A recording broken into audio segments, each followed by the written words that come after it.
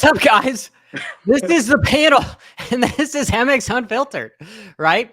So I'm going to say something stupid, and then I'm going to have my co-host say something that is worth a damn, and it's going to make a live show out of it. So make sure that you join the chat. We're going to talk about Paris Supercross. We're going to talk about World Supercross. We're going to talk about arena cross shenanigans, and then who knows, we might try to avoid talking about e-bikes because it seems to me that liberal hopper, I end up really going towards a lot of the e-bikes. That's a joke because I'm actually conservative. Trump 2024, right? Anyway, there's some old stuff about people calling me a rhino because I'm for some stuff that. Anyway, I am digressing. It's time to introduce our co-hosts. So we've got Robb, as always, and here, let me get Robb in here. What's up, Robb? How you doing, buddy? I like the new software. Looks good. Yeah, it's a work in progress. If I could clone myself so that somebody could do the production stuff on the back, it would actually go a little bit better. But you're the mad scientist. You're the dude that's going to prevent me from, you're going to back up some of the stuff that I say that's wrong. Wait, no, that's not right, because then that would make you wrong too. You're going to fix what I say so that it comes out like it's supposed to. So that's why we've got the training coach on board. He's been helping me with the next Ironman. It's been good. And then we've got a new individual, John. How the heck are you? Good. Thanks for having me. Heck yeah. So you are a riding enthusiast. You've been racing arena cross for a while. You actually have a pretty good following on Instagram. Do you mind telling us what got you into racing and kind of making content? Honestly, we were driving by this house when I was a little kid, and there was a dirt bike chained to a tree, said for sale, and we bought it and just stuck with it. And now we're here. And then I downloaded TikTok during COVID and started making some cool videos, and it just grew. And now we're here. That's basically my story as well. It's nice to have you here, John.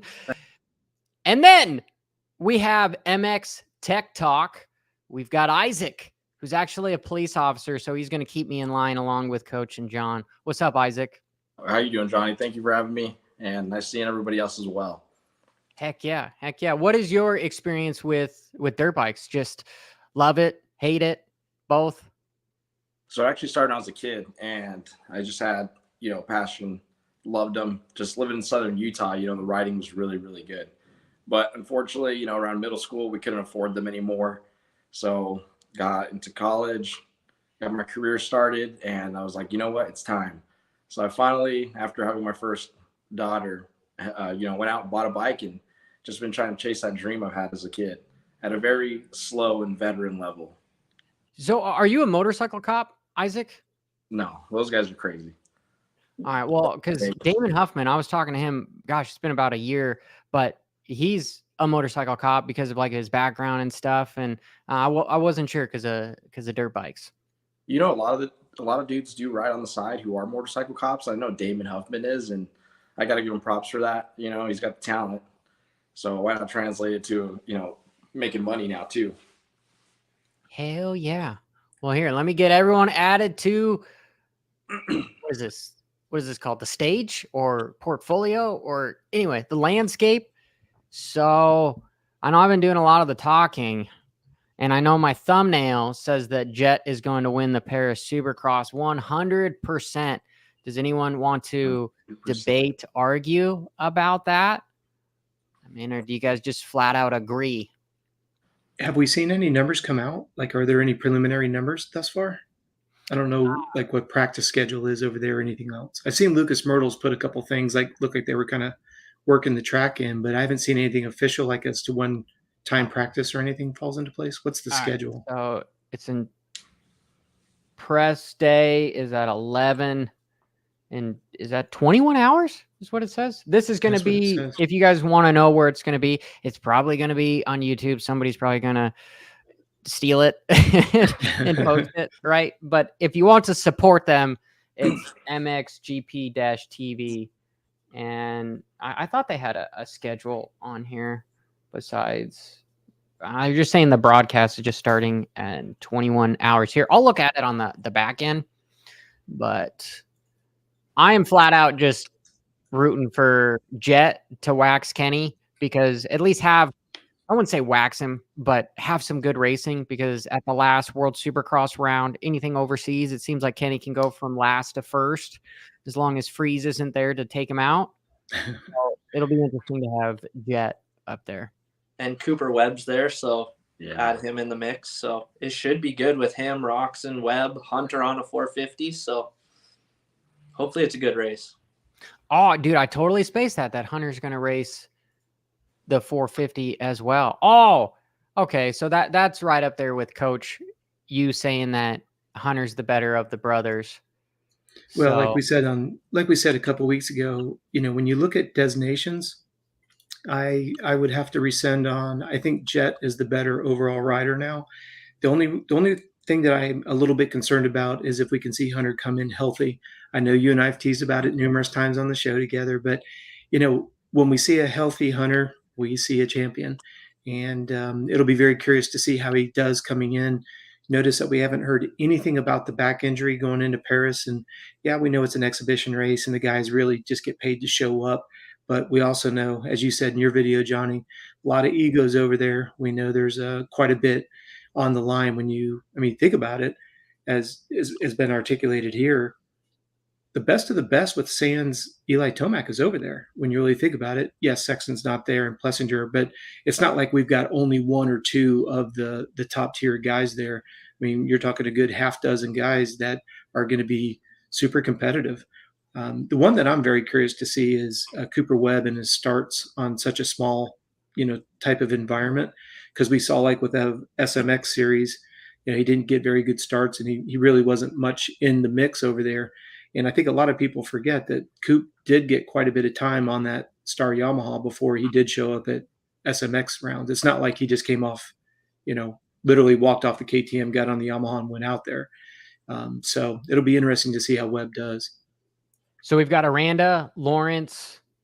Yeah, get out of here. Go away.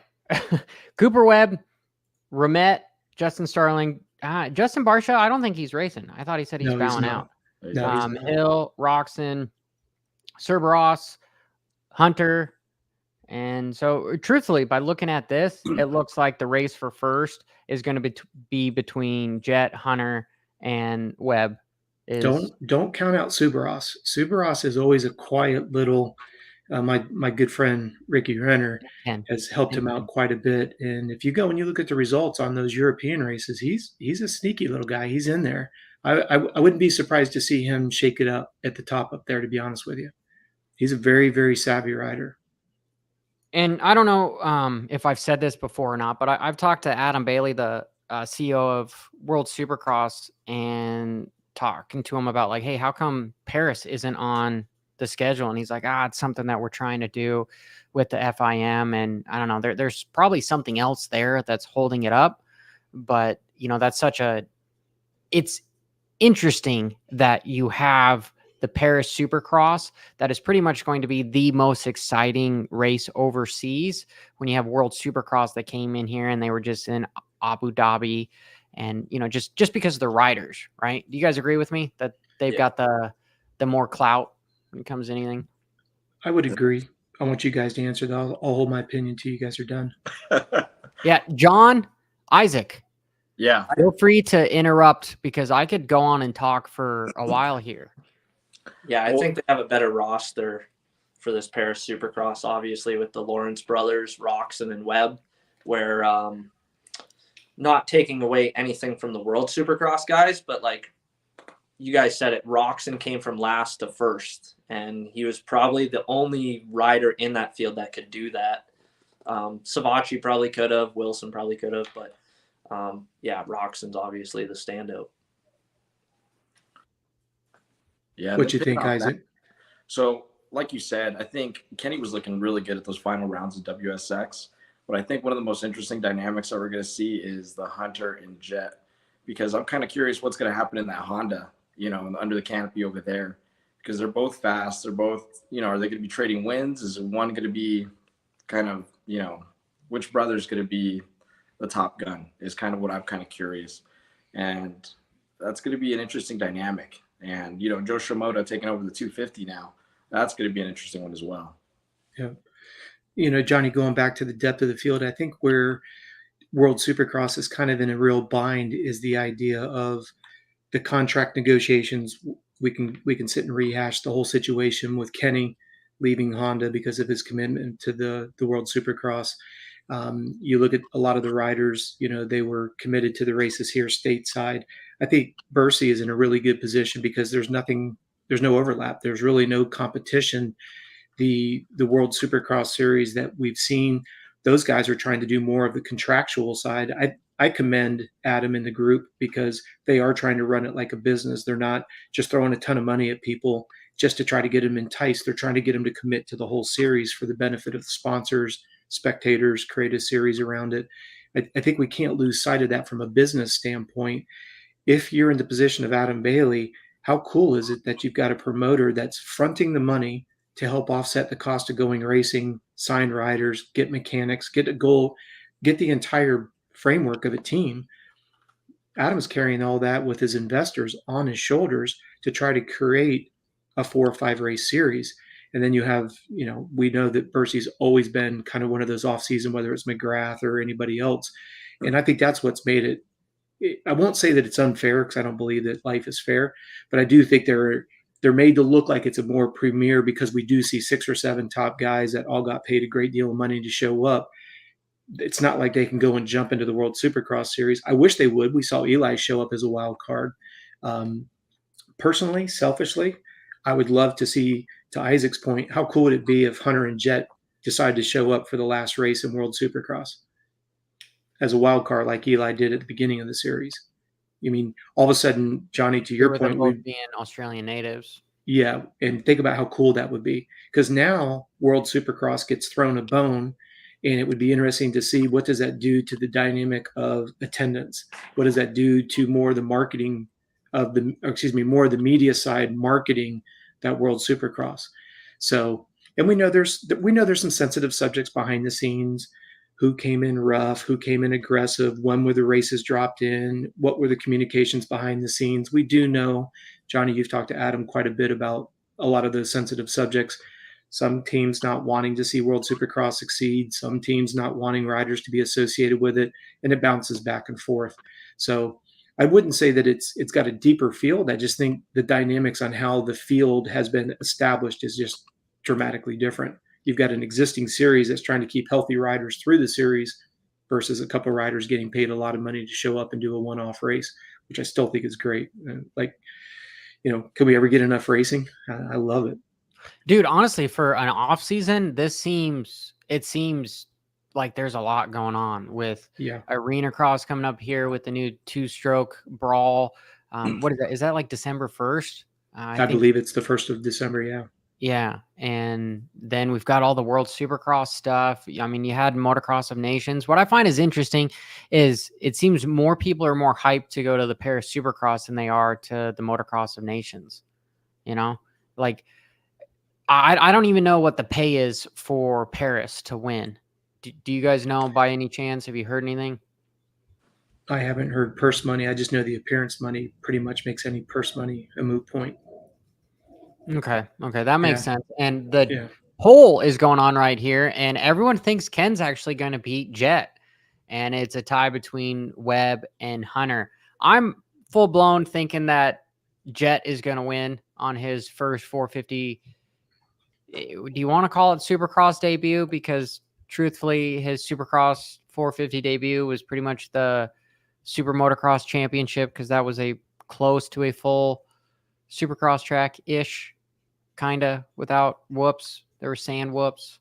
There's the key word. I don't think any of us can sit here and say Kenny's going to win, Jett's going to win, because if we turn back the clock and we had a racetrack that had 2 lanes of just obnoxious whoops, and Chad Reed, James Stewart, and Ricky Carmichael were on the starting gate, who are you picking? It's going to be Stewart. James. I mean, you'd be silly to bet against anybody else, right? And then if some team manager goes and complains about the whoops and they chop them down, all of a sudden now you've got a completely different, hey, how's this race going to manifest itself? You know Kenny's going to get a good start. Kenny's going to sprint like he stole something. It's the track that's going to make the difference of whether or not that gap can be bridged. And I haven't seen the track that well. I know I've seen some notes in the chat room area. It looks like they've got some good, I guess, some pretty well designed whoops, but are they gnarly whoops? I think that's what's going to dictate. And we haven't seen Jett blitz a set of whoops in a race scenario on that 450 yet, not indoors. Okay, quick poll just with the people that are here. You guys have not said whether or not Jett is going to win or lose. Isaac? Jett is he's very impressive. He's a young man, but in my opinion, he has such incredible racecraft. I don't know if he's going to risk it for the biscuit, because I think he's still prioritizing Anaheim 1. I'm pretty sure Honda wants him to do that as well. So, he's naturally talented. If I'm going to be a betting man, I'd put my money on Jett. Good. John? He will probably win, but I would like to see Roczen battle with him and make him earn it. I just don't want to see Jett get a good start and check out by 10 seconds. I would love to see a battle and him earn it. So, but yeah, I think he will probably win. And it's a 2-day event, which will be sweet as well.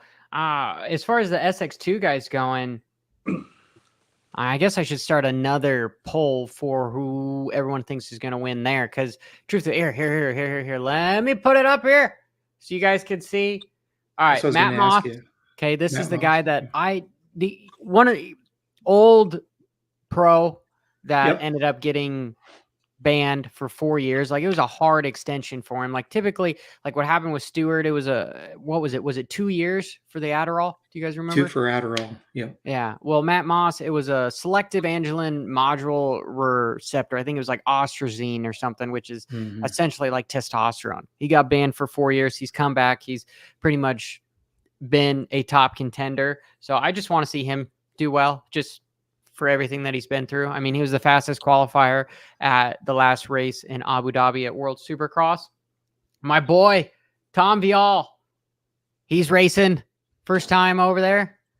And then you got Joe Shimoda, right? And then other guys, Jace Owens is an arena cross guy that is super fast, but I don't think he can hang with the other guys. Cullen Park, a nice privateer rider, super talented.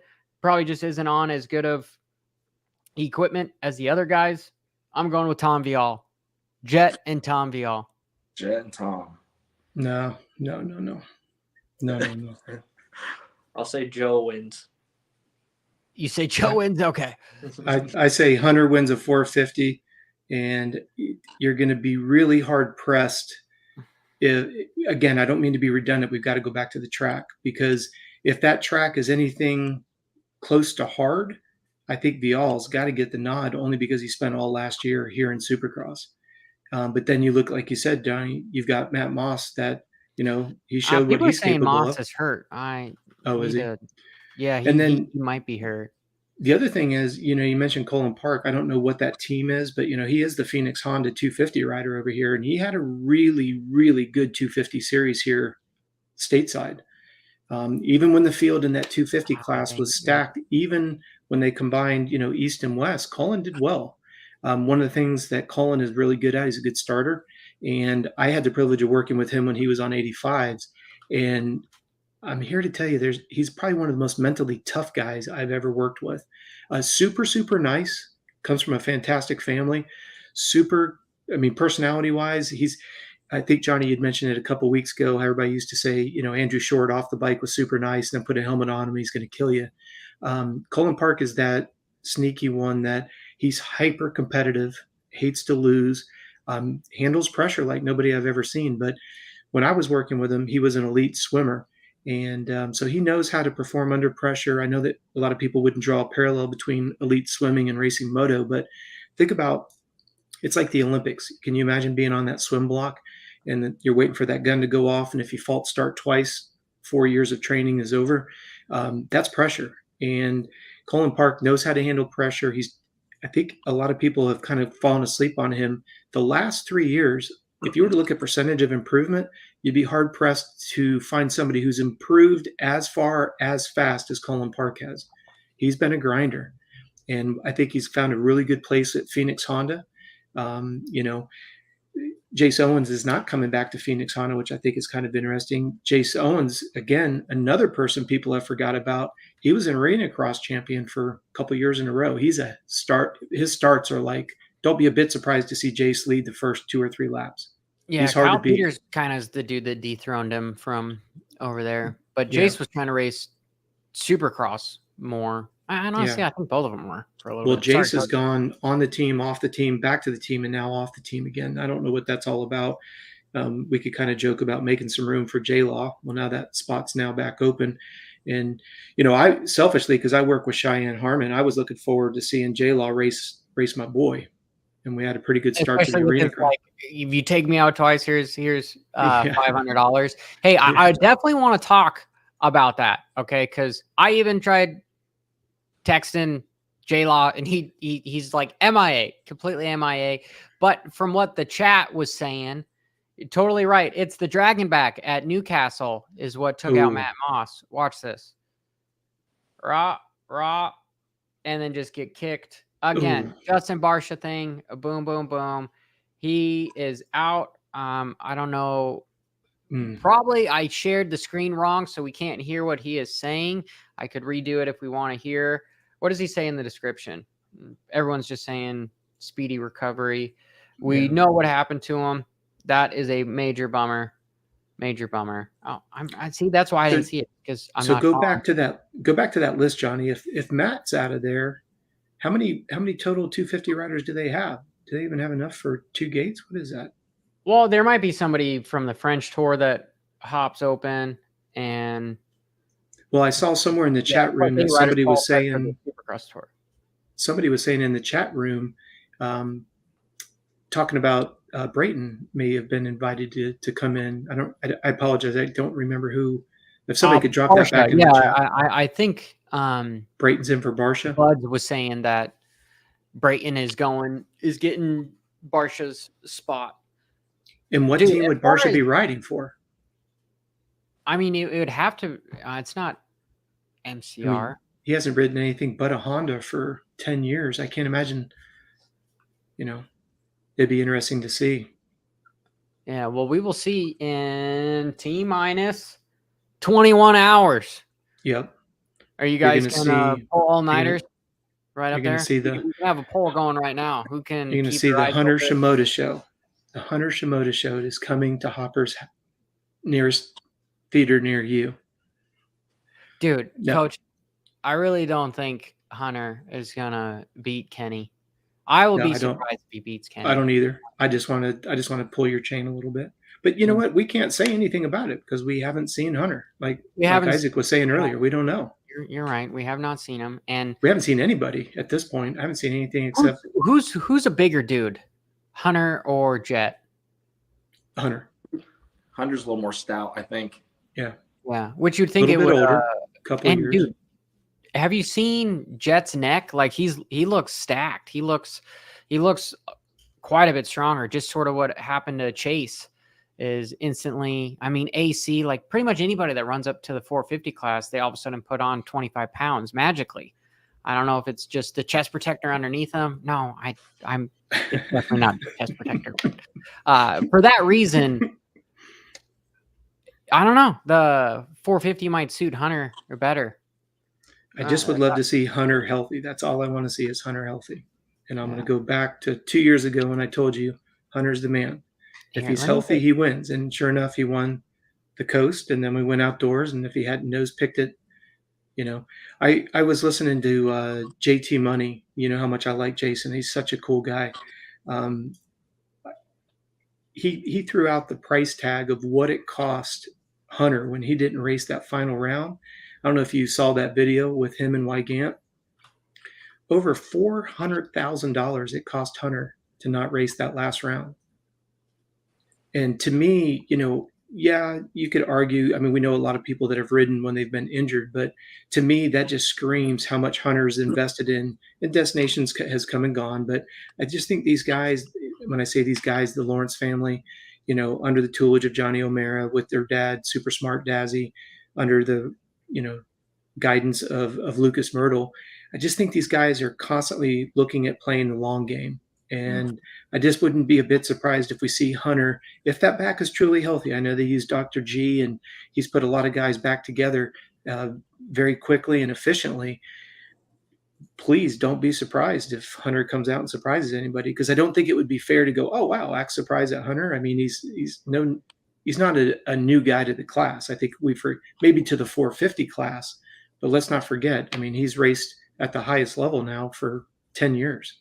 If you add in the GPs and then come in here stateside, and Johnny, as you and I have talked about numerous times, Hunter spent the first 2.5 years here injured every single year, every year. It's going to be fun. I wonder if that's actually Chris. That does it. What's your question? Sorry. Christian Craig maybe or may not be saying he wants his jersey back from Sean. So, I don't know. Yeah. Can't do that. I don't. Or I'll trade him for a new Husky one. No, I think you need to hold on to that Yamaha one. That's a championship jersey right there. Yeah.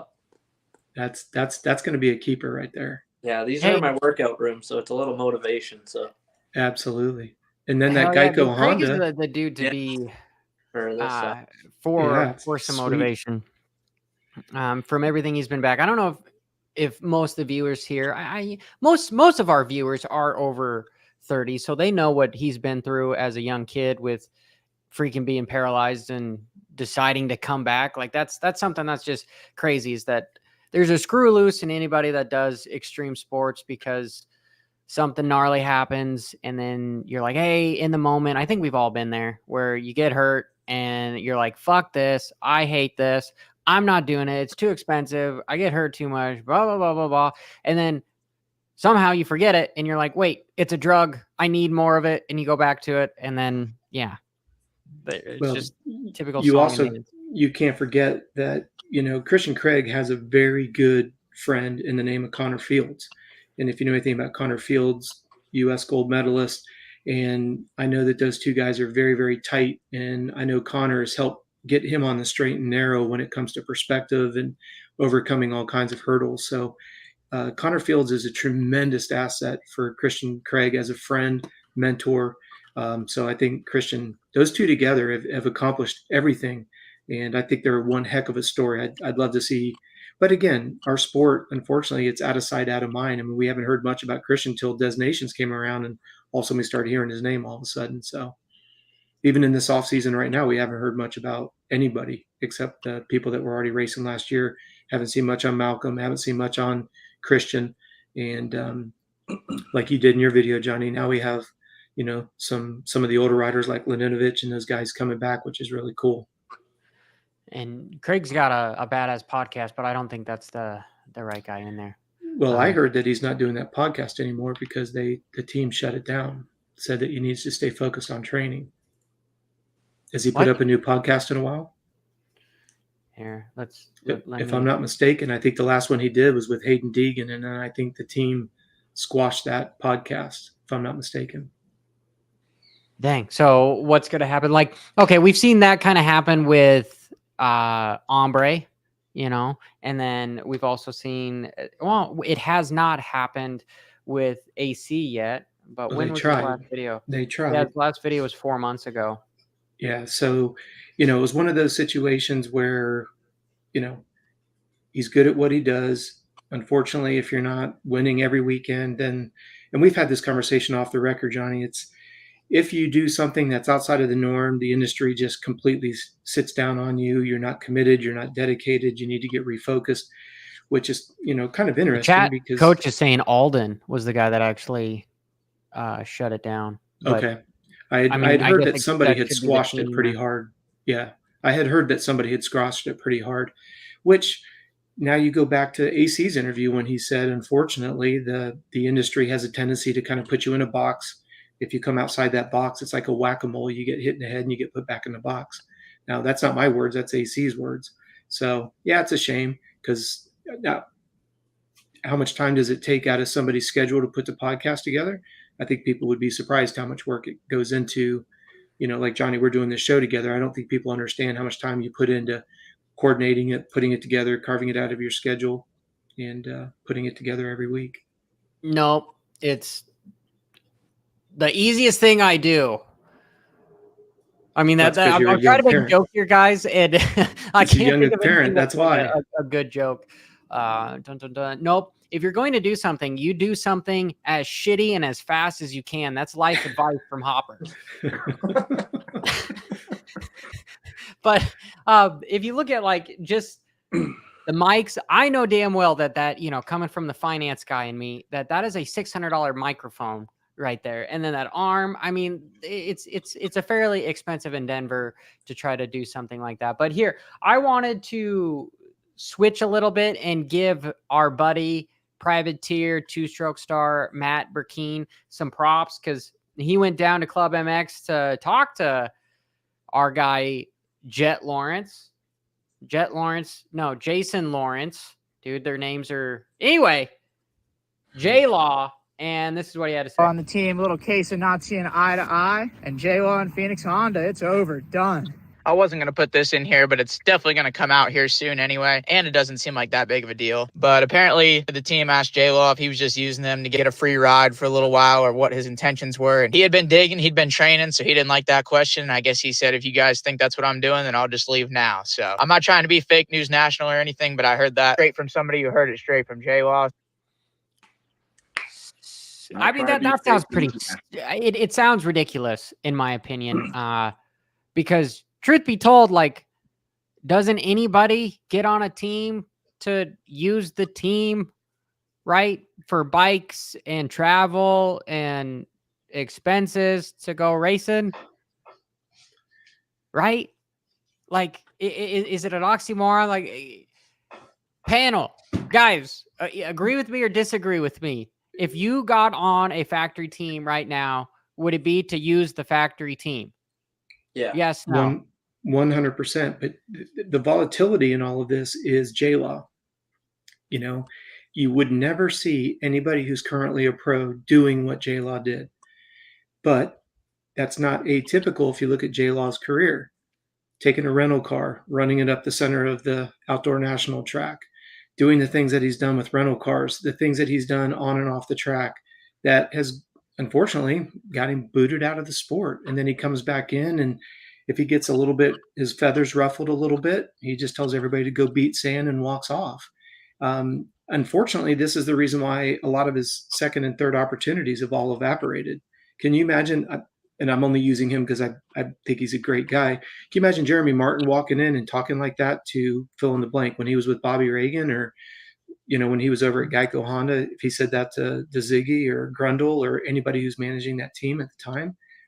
That's unfortunately, there's some level of code of ethics that have to be respected. And yeah, if somebody questions, are you really sincere about this? Instead of getting butthurt about it, how about prove that you're serious about it? Because whether we like it or not, J-Law is taking a spot from somebody. I know it's cool to see J-Law go racing. Like I said, I'm fortunate enough I get to work with Cheyenne, and I wanted to see him up against J-Law. I wanted to see that, where are we at against the old? Is it old versus new? What's going on?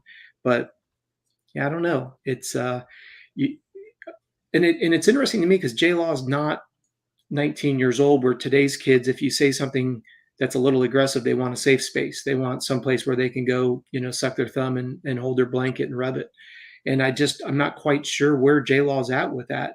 It's not like he's 19 years old and he has another team he can bounce to by just walking away from that. Now you can go another direction. Did possibly the high level of expectations freak him out? Because and I could go down a whole sports psychological buzz bunny trail, but most people are petrified of success way more than they are failure. Because now when you're successful, what's the expectation? You've got to maintain it. And maybe he just wasn't ready to embrace that responsibility. I don't know. I don't have J-Law on my phone. I don't want to put words in his mouth, but Johnny, you reached out to him. I'd love to have him explain his side of the story. Not that he owes it to us, but I just would be curious. Yeah. The last text I got from J-Law was, I was randomly, I was doing one of our workouts, coach, and he just texted me and he was like, yo. So I respond back like, yo, because I'm assuming he's probably going to ask me like, hey, something went down. I want to talk about it, but then there was nothing there from there. So,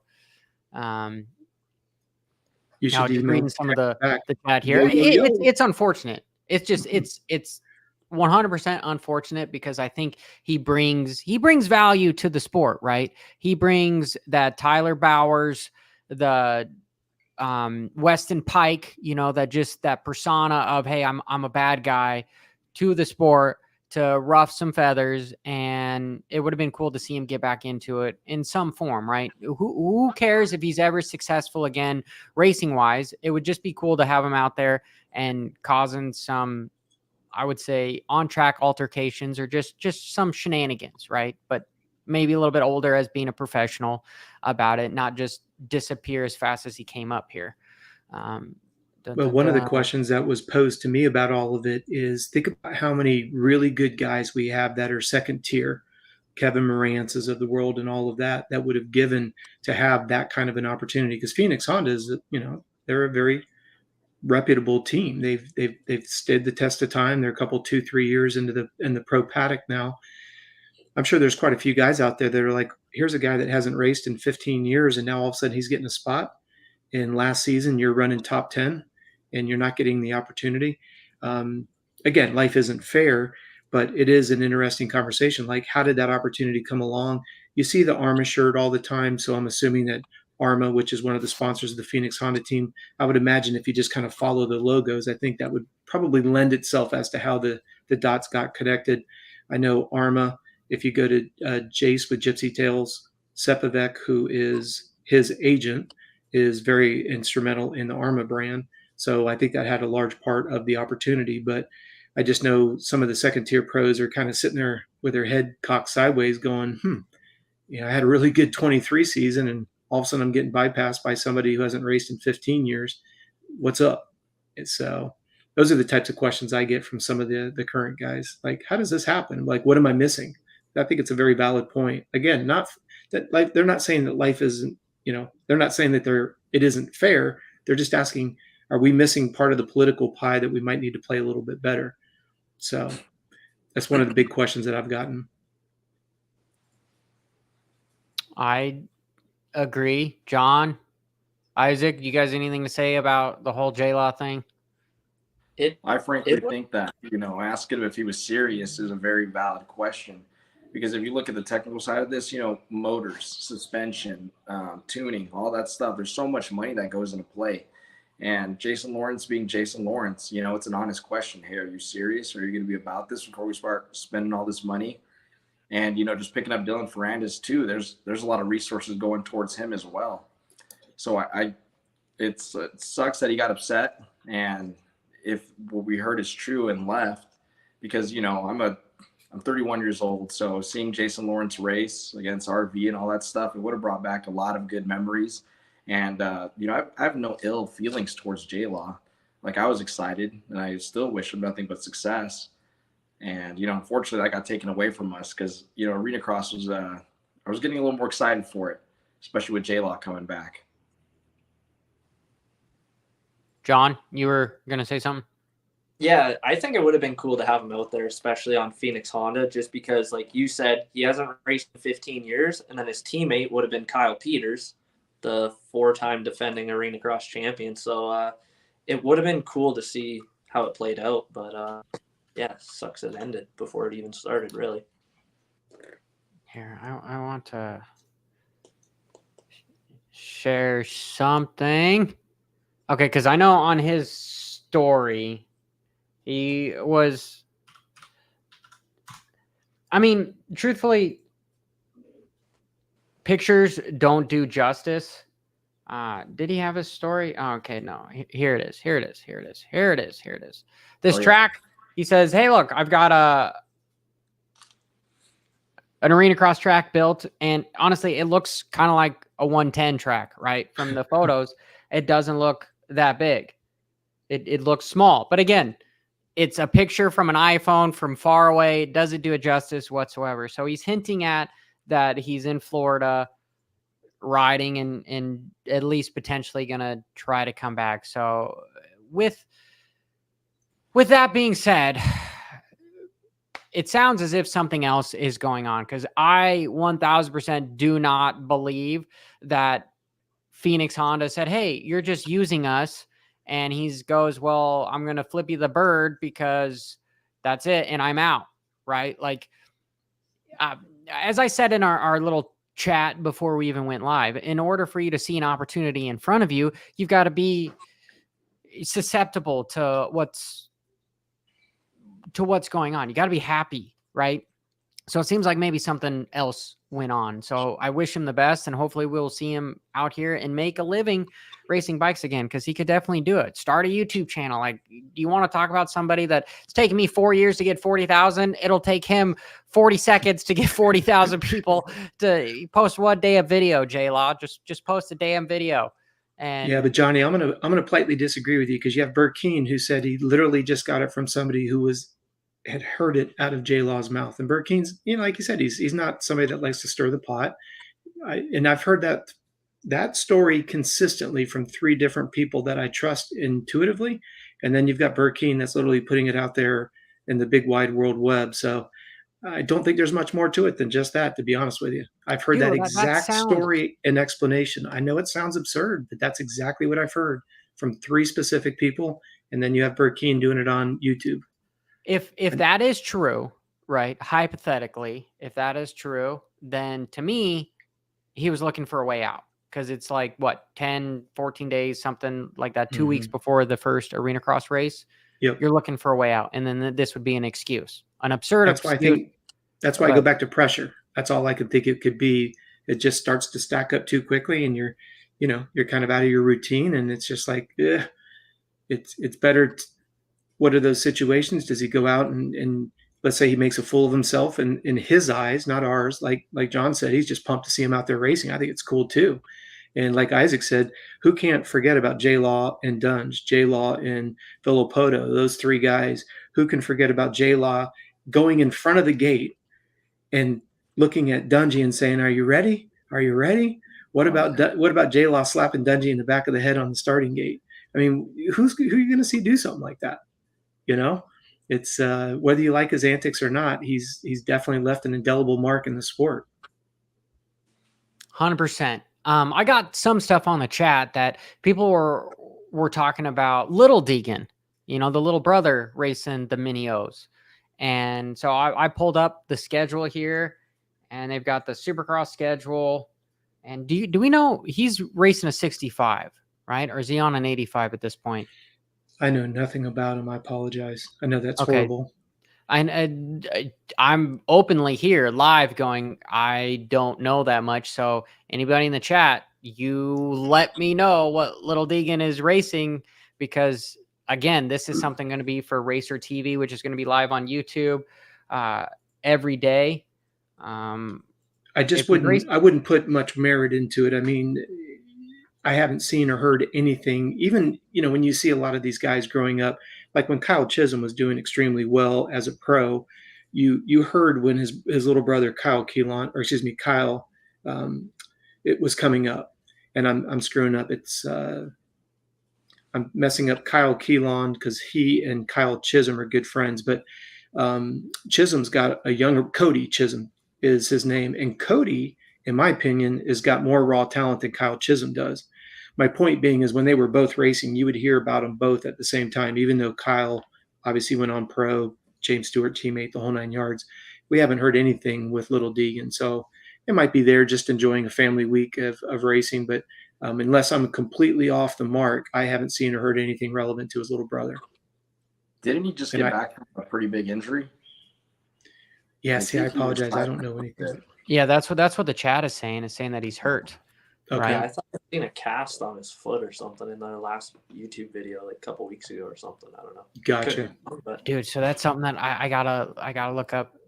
And I think knowing Brian, right? His daughter, super talented. He built a business around her. Hayden, super talented, built a business around him. I think if the little guy was that good, he'd be building another business around him. Huck is racing, is what the chat is saying. What's Huck Racing?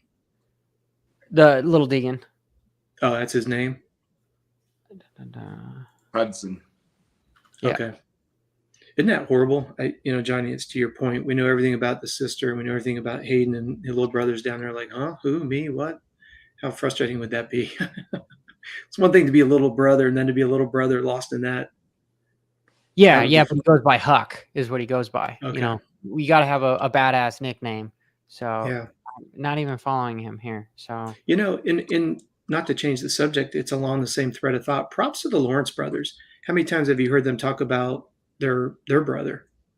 And he's got some disabilities and stuff. And when the family sold the house in Australia and went to Europe, it was a family deal. But little brother came, disabilities and all, mom, the whole 9 yards.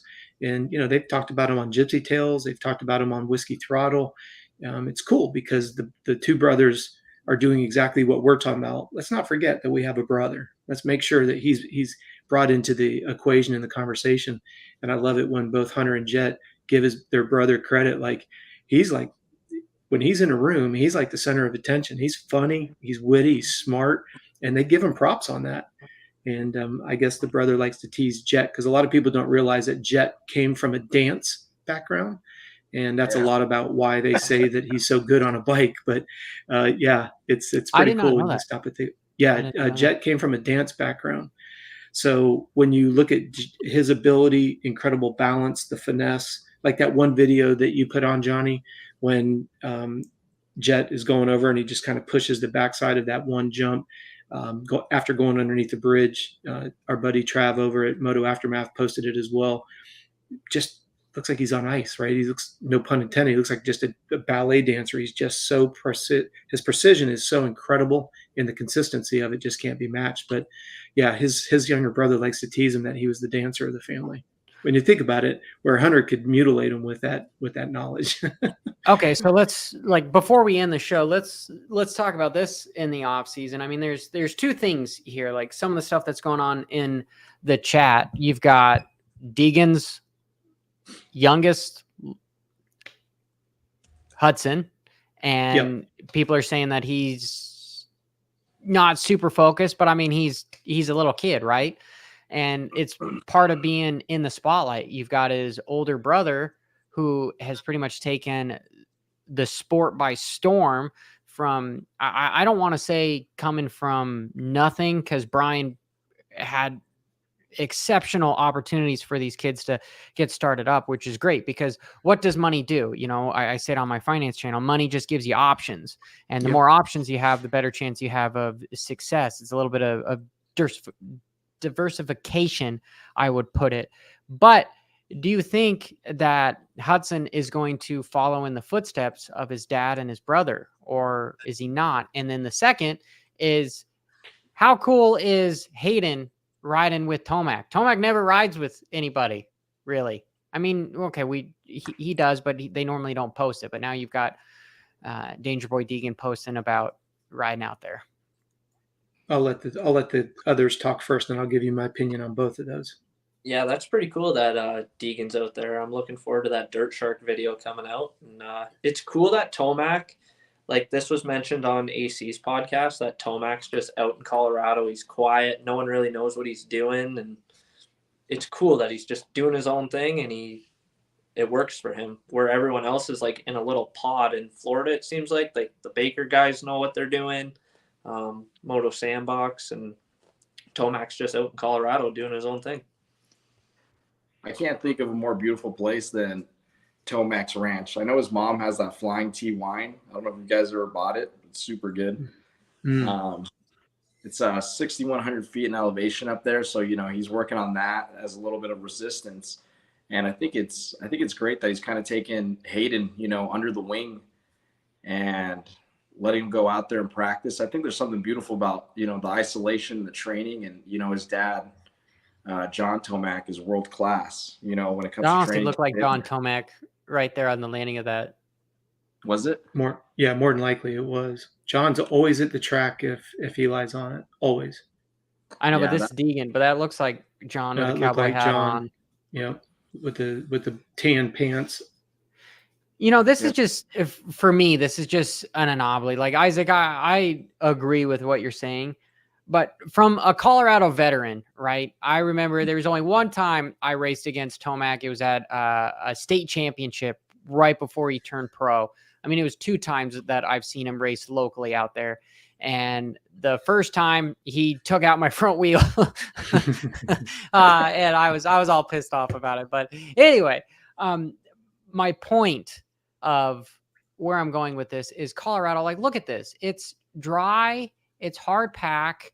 It's elevation. So the bike doesn't have, it's got 18% less power in it. And it feels as if like an anomaly for being successful in the race series. Like, yes, coach, you probably will go into the whole body as far as the red blood cells because you're at altitude. But I'm like, you need to ride the bike at sea level to have that extra power because it's going to rip your arms off. Whenever I went down to sea level, I felt like the bike was going to rip my arms off. And me now living in Arizona, I'm more used to the power of a 450 out here. Whenever I go back home to Colorado, I'm like, dude, this thing is slow as fuck. It's slow.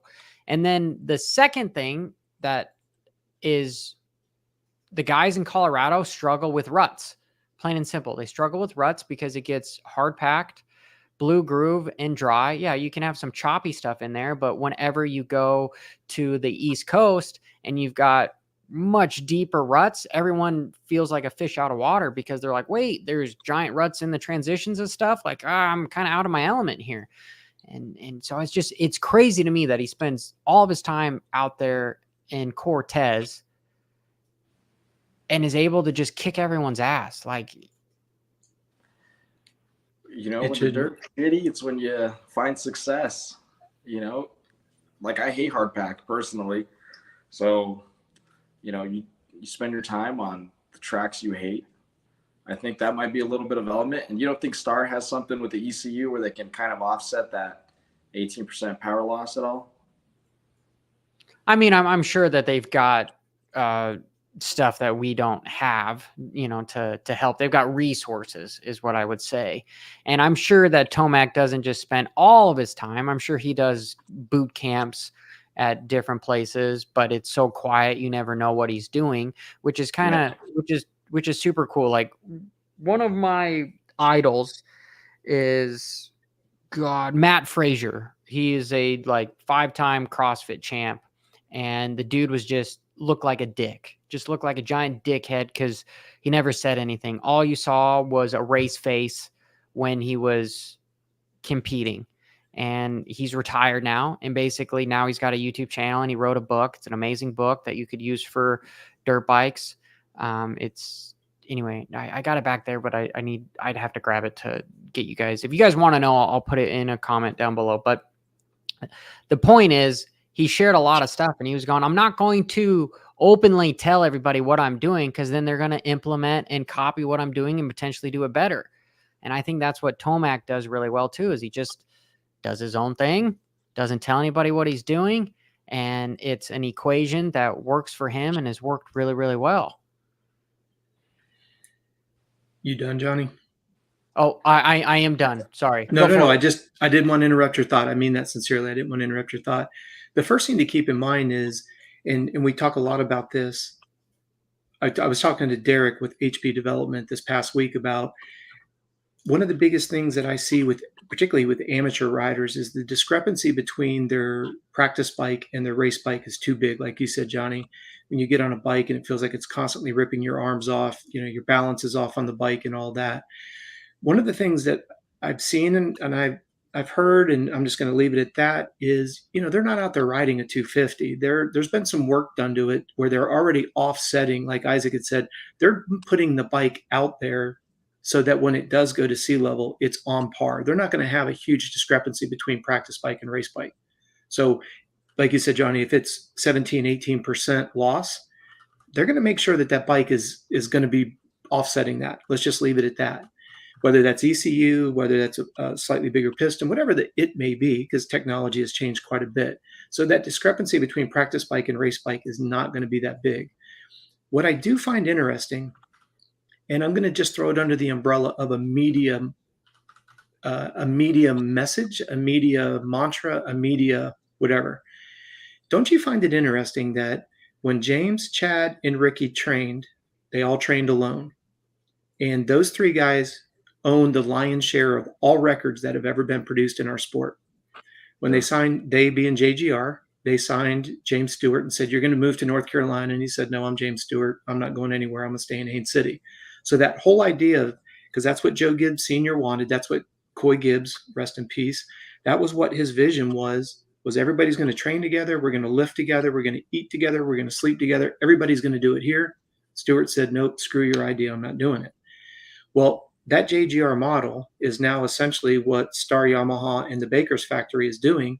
And when there were a lot of number one plates coming out of the Baker's factory, what did we hear? What was shoved down our throat? What was the continuous message? Wow, look how great it is. These guys are getting a chance to race against each other every week. And then we hear that message for a while, and then all of a sudden the attrition rate starts to fall out on a facility where the guys are exhausted.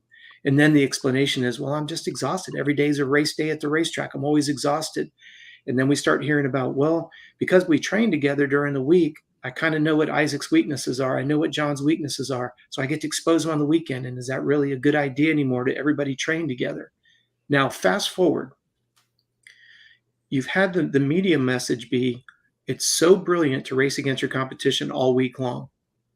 So you have a couple of these different teams that have this team environment. Everybody trains together. You start seeing the falling out. You see the burnout rate. You see the high injury rate. Now, all of a sudden, I'm not saying people are questioning yet, but after Degan has gone out to Tomac's place, isn't it interesting, while everybody's over here giving all this credit to this team environment where we race each other every single day, and that's what's producing champions, at the same time, for the last 15 years, you have had Eli Tomac out there training by himself, who has the lion's share of current records.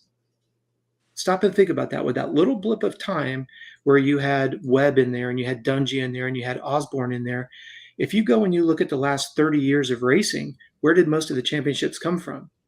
Ricky, James, Chad, and then you jump into Eli Tomac. And all of those guys trained by themselves. I know I've heard some people say the reason why Degan is out there is because of a video. Okay, I understand that. But isn't it interesting that if you look at how many people on Star Yamaha last summer were injured, all four of the Star Yamaha guys were not racing in the Outdoor Nationals, not the 23 season, but 22, to the point that they brought Kyle Chisholm in. You look at the beginning of this year, Pro Circuit, all the riders, the team's decimated. So that's what I think is somewhat humorous, is how can the message be the group training, race everybody during the week is the way that we create champions, when the most four successful people that we know of that have the most championships all trained by themselves. Now, there is a caveat. A lot of people don't realize when Ricky Carmichael was at the goat farm, he would have Ben Townley come in and he'd have some other riders come in to ride with. There's usually one, at the most two. James Stewart did the exact same thing. James Stewart, because Kyle Chisholm was from Tampa, even before they were teammates at San Manuel, Kyle would come over and train with James. And then James brought in Ryan Dungy. Ryan moves in from Minnesota. Ryan moves into Haines City. And then as soon as Ryan Dungy put that wheel on James at the U.S. Open, then Dungy was kicked out. My point being is the most successful environments have been individuals who train by themselves. And I thought as all of this is starting to come to a head, I found it very intriguing that now Degan is now out there training in a solo environment with Eli Tomac. So I'm going to be very curious to see what the message is this next year, because as much as the idea of a group training environment has been blown up and has been idealized, it's actually been proven that it's not as successful as training by yourself.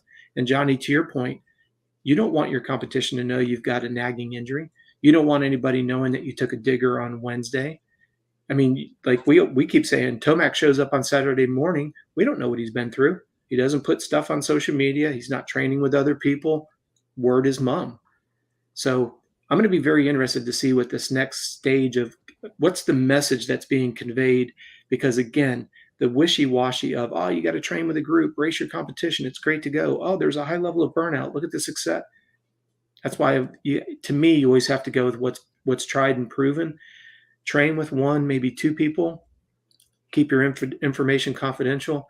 And this is the number one way that we would eliminate or at least reduce the risk of burnout and injuries that we're seeing right now. That's just obliterating our start field in the duration of a season. Just stop and think about that. Coach, I think it's evolution. It's things that are changing. And freaking A, my camera is saying that it's getting effing hot here in Arizona. So if it goes out, that's what's happening. My point, because my train of thought got all jacked up because of that. Like, two things here. Okay. If you look at Tomac's page, he doesn't really share anything. Everything is all like professionally done. People that have Kirby that is taking photos of him, etc. He never really shares anything. You have to scroll way down here to find a video that looks like it's been done potentially with an iPhone. And it goes back again to sharing that, look at this track. It's nice and fully prepped. Look how many people are with him. Nobody's with him. And it's dry and it's dusty and it's not going to get ruts in it. He's going to be able to blow through everything. Like, look at the lips. It is typical Colorado. And to me, that's what makes this guy, to me, such an anomaly, is if he spends most of his time doing this, the elements that every other track gives him, I don't know how he is able to look at his dad. His dad just going over there to fix something because one line went through and he blew it out. It's crazy, but my train of thought is going with, we know now, because of other sports, that in order to be successful, you kind of need three things. You need somebody to compare yourself to, coach, like that's riding at the baker's factory. You have other people that you can race with to elevate yourself. See, you disagree with me here, but I'll finish my thought anyway. And then the second thing is you need somebody to teach. You need, a Padawan. And that's kind of why I think that you've got little Hayden going in there. That's the best thing for him. Is who better than to have somebody that is arguably the GOAT of the 21st century is Eli Tomac. And then the third thing you need somebody to look up to. I don't know who Tomac would even look up to when you're the cream of the crop, right? He can teach Degan, but who does he look up to? My point is go ahead. Excuse me. I'm sorry. No, I'll shut up and no, go. If you need somebody to compare yourself, finish your thought. Sorry. Well, I don't know who Tomac would compare himself to. Well, not his dad sitting on a tabletop. His dad's on a tabletop with a stopwatch and heart rate data. And like you always say, Johnny, I don't want to screw up the quote. What's something of comparison is sorrow or something? Comparison is the theft of joy. Yes. So if you've got Eli that's up there with a pit board with his dad, stopwatch, heart rate monitors, scales, checking out sweat rate, understanding calorie burn rate, it's him against those conditions against the clock. And you've got a mom world champion, a dad world champion, and there were some talking pundits when Eli was on his way up in the 450 class and he couldn't seal the deal. So close, but couldn't seal the deal. And there were talking pundits that started a conversation saying that maybe Eli should part ways with his parents because it's not working. That just shows you where some of the people in the media think that they're smarter than the parents and the riders. And I know, and again, I have utmost respect for JT Money. He is so damn smart. I love his insight. And like he says, change is good sometimes. So I think the change with Tomac leaving Cowie to go to Yamaha was kind of the stimuli that Eli needed at the precise time. But he didn't mess with the system that he knows works. He doesn't change who he rides with. He doesn't change his evaluation criteria. And that's one of the problems that you run into. And I'm not going to name any amateur names. You talk to some of these parents, and when this child starts to get into that upper echelon, everybody's got an opinion of what they should do. Remember when Barsha was saying that he wished he had never deviated from what he did when he was on factory Honda.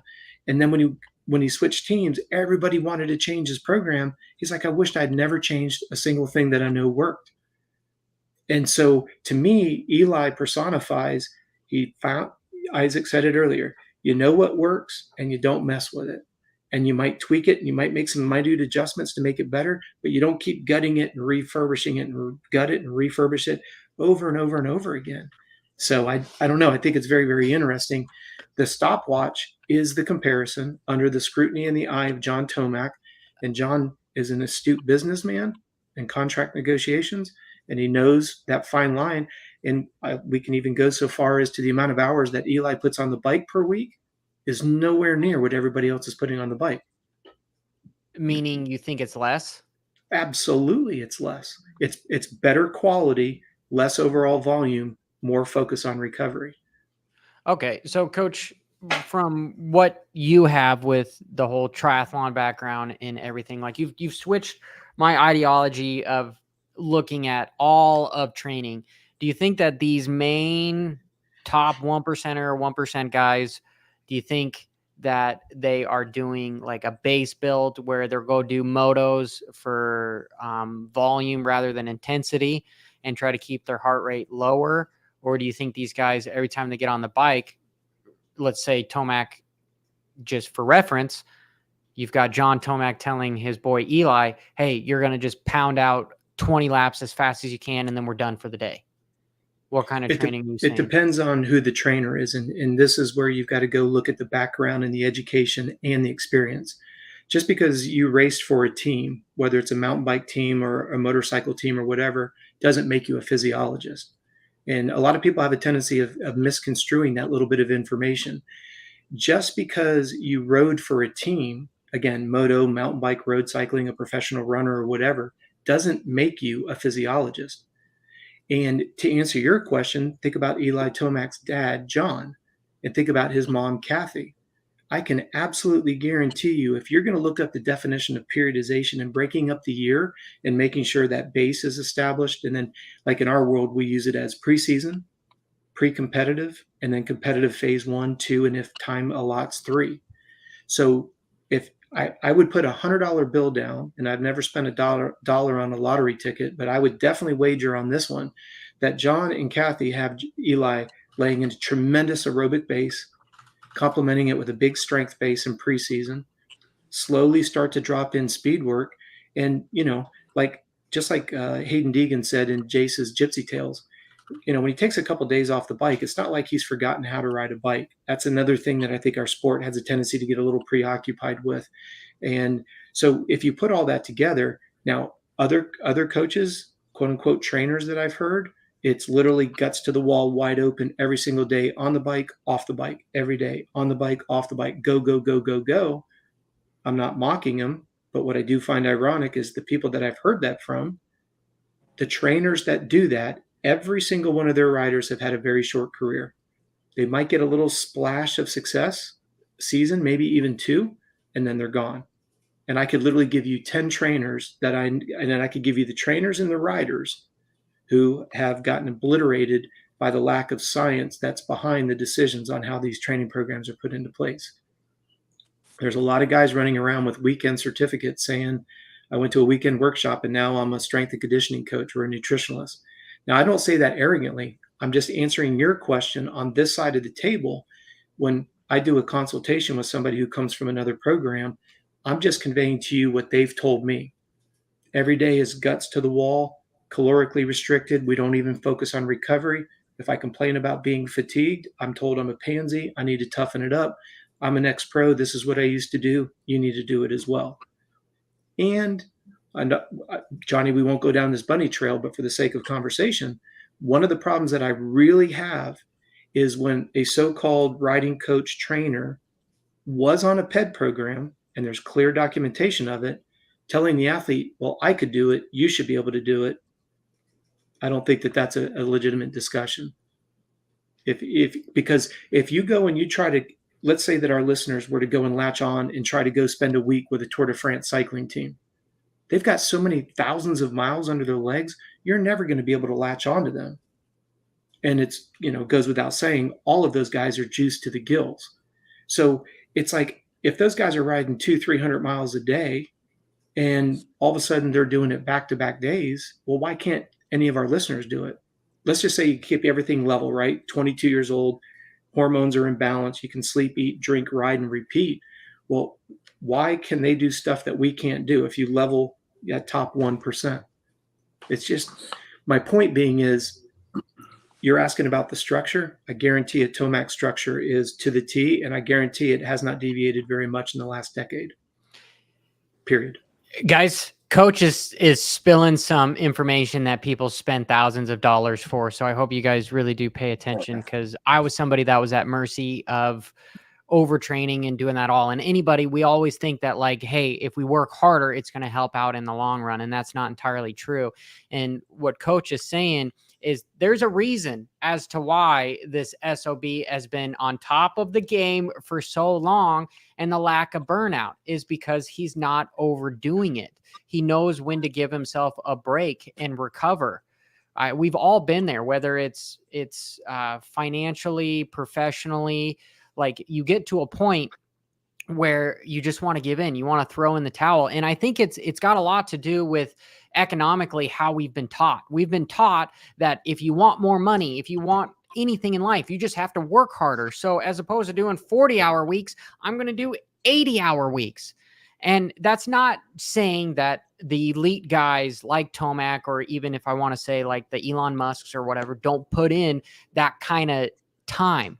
But once they do, it's because they're being creative. They're making sure that they've got a reason and a stop date. And once they stop and they reach that goal, boom, it's full blown recovery mode for 2 months, a month, 3 weeks. Like it's written out.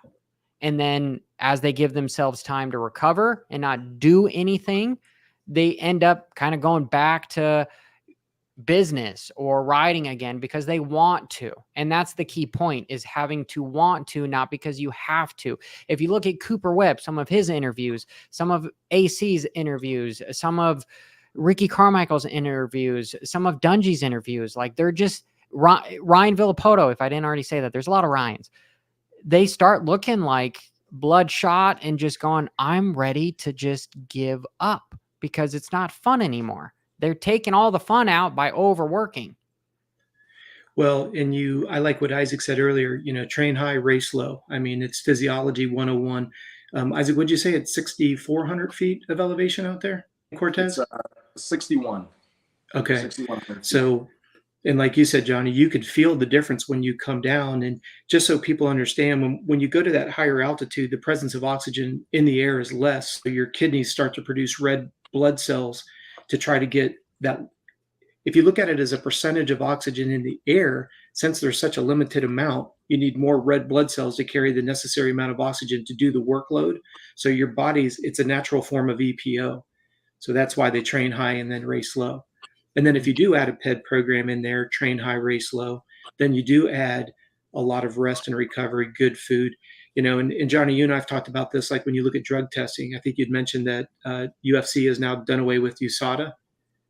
Mm-hmm. My conspiracy theory is they're trying to make bank with getting what's Conor McGregor back. And in order to get Conor McGregor back, they can't get him in the testing pool. And so they're like, okay, screw it. We're a business. We're going to make millions of dollars if Conor fights again. So let's get rid of the testing protocol for just a little bit, and he'll come back. He'll fight. We'll all get filthy rich, and then we'll start trying to do it by the book again. That's my conspiracy theory. I don't think it's too far fetched. I mean, and this is no disrespect to MX Sports, but you don't think that MX Sports would have loved to have been able to back the time up a little bit, get rid of USADA, and not have Stewart out for 2 years to the point that he never came back? What would be the guess on the financial ramifications of us losing James? So now what have we seen? Our sport no longer has USADA. MX Sports is now judge and jury on drug testing, drug samples, drug results, and imposing the fines, which, hey, all the props to MX Sports. What is it, Johnny? You say he who owns the key makes the rules or something? Yeah, the who owns the money makes the rules 100%. There it is. And no disrespect to Davey. He owns the rules and he has the money and he gets to change the rules, which is fine. But what a lot of people don't realize is that a lot of these establishments, when you're under USADA, you have what's called the whereabouts program. So you have to say, I'm at this location. Well, let's say, Johnny, you and I, we own 5,000 acres in Florida, and we have a gate, and we build and we put all of the buildings back a half a mile to a mile, and there's a boatload of trees in between. Well, I can show on my phone ping that I was at that location, but by law, USADA can't come over that gate and come out to that building. You see how easy it is to get around the USADA whereabouts program? Because I was there. I can verify it. I can validate that I was there. And you showed up. By law, you can't come onto my personal property. And I've got all my buildings that are back off of the easement where nobody can see me. So I don't fail the whereabouts program. It's Coach, just that simple.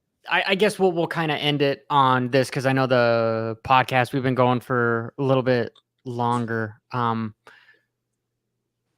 right, this is the last thing that I'm going to say as far as kind of being political. And if I offend somebody, so be it. You don't have to watch. You can unsubscribe from my channel. That's totally fine. I think it's a problem with the First Amendment. It's the freedom of speech, right? We give so much clout to what people say as it being fact. And that's mainstream media, whether it is Moto Media or whatever. You look at the internet, right? We can say anything we want and say it is as it is fact. Like I'm guilty of it as well. And it's an obligation that we feel that, hey, this person said this, whether it's CNN, Fox, whatever, right? You could put anyone in there. Because of the First Amendment, you believe that it's true. But really, no, there's an underlying agenda behind what everyone says. And what Coach is saying with USADA, you could get around so much stuff by just lying. Like the First Amendment gives you it gets you out of being liable to lie, is essentially what I'm saying. I mean, do you guys agree with that or no? That was 100%. 100%. I mean, Isaac, you're a police officer. You deal with it a lot. Well, you know, one of the things I've heard is it's like going to CrossFit. These guys are jacked, you know, absolutely jacked. Some of the peak physical performers on this planet right now. And I've heard through the grapevine that they're kind of selective on who ends up pissing hot and who's actually going to get in trouble for it. Some results might get hushed, and it probably happens in the UFC. No offense, you know, if you have enough of a pull and attraction, some things might get sideswiped.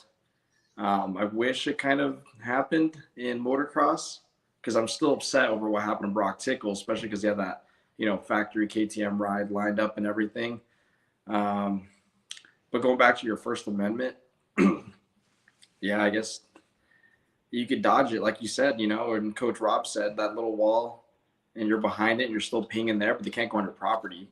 It's just kind of I don't know how you will test it. You know, there's always an avenue, especially with steroids and the hundreds of compounds that exists.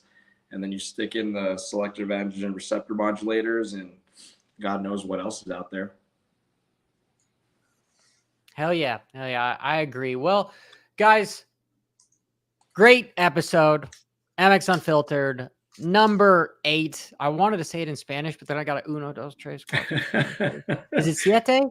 Hey, What's get up? Prado on here. Prado could do a good job of it. Yeah, shit. Okay. No, I'm a dumbass, but no, I appreciate you guys being on board. Their links are in the description.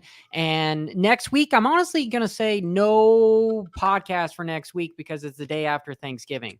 Unless something changes, but I think that's probably what I'm going to do is, you know, I'm going to take a thing out of Coach's handbook with Tomac is sometimes you need to relax and recover. And he was all pissed at me for doing my FTP test 3 times in a row. So we'll have to talk about that later. But hey, appreciate all you guys. Anything you want to say, because go follow them. That's in the description. Thanks, guys. Much appreciated. For having me. Yeah, thanks for having us. Cool. Appreciate you guys. Well, Rob. I'm trying to do a listen to that. Rob.